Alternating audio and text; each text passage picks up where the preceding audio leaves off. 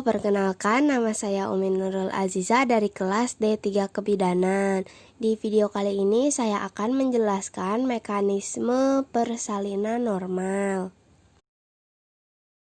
Cardinal movement adalah gerakan utama yang dilakukan janin saat kepala memasuki jalan lahir yang tidak lurus, sebagai akibat bentuk anatomisnya dan penyesuaian kepala terhadap ukuran-ukuran panggul yang berbeda-beda pada tiap tingkatan bidang panggul. Engagement atau masuknya kepala janin dalam keadaan sinklistismus atau asinklistismus adalah kepala sudah cakap apabila diameter terbesar bagian terendah janin telah melewati pintu atas panggul. Engagement kepala janin bergantian pada yang pertama situasi sinklistismus jika sutura sagittalis sejajar diameter transversal pintu atas panggul berada tepat antara simfisis pubis dan promontorium, tulang ubun-ubun depan dan belakang sama rendahnya. Dan yang kedua, situasi asinklistismus, yaitu jika sutura sagittalis dalam keadaan belakang kepala mendekati promontorium dan mendekati simfisis pubis.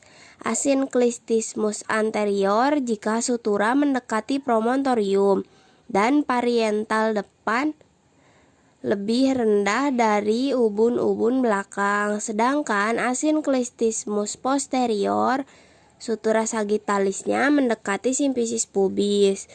Parietal belakang lebih rendah daripada ubun-ubun depan. Yang kedua ada descent atau penurunan kepala. Pada primigravida, masuknya kepala janin pada pintu atas panggul dimulai pada akhir kehamilan.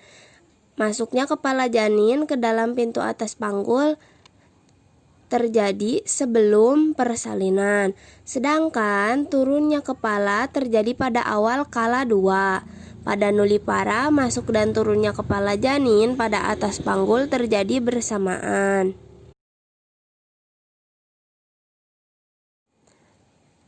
Yang ketiga, fleksi.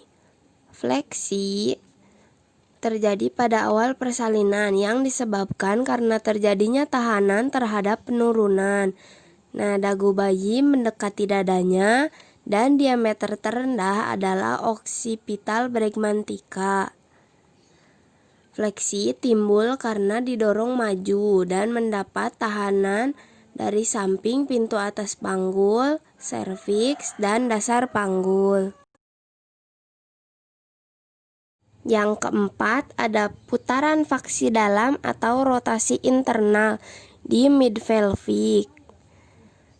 Putaran faksi dalam ini terjadi untuk memutar bagian depan sehingga bagian depan janin memutar ke bawah simfisis pubis.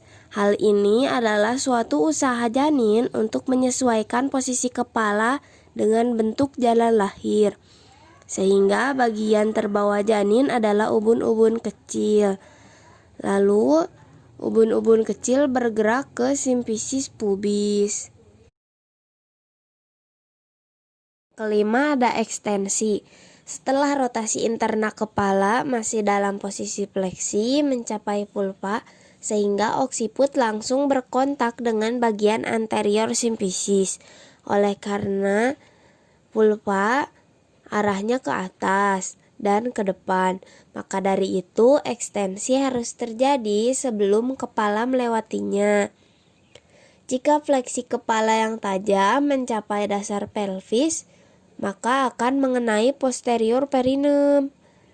Nah, setelah subosiput tertahan pada pinggir bawah simfisis, maka yang dapat maju karena kekuatan tersebut bagian yang berhadapan dengan subosiput. Setelah itu lahirlah berturut-turut pada pinggir perinem ubun-ubun besar, dahi, hidung, mulut, dan akhirnya dagu dengan gerakan ekstensi. Selanjutnya ada putaran faksi luar atau rotasi eksterna. di mana kepala bayi memutar kembali ke arah punggung anak.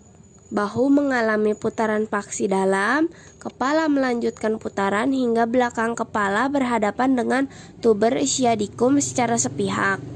Putaran paksi luar berfungsi untuk menghilangkan torsi pada leher karena putaran paksi dalam yang sebelumnya.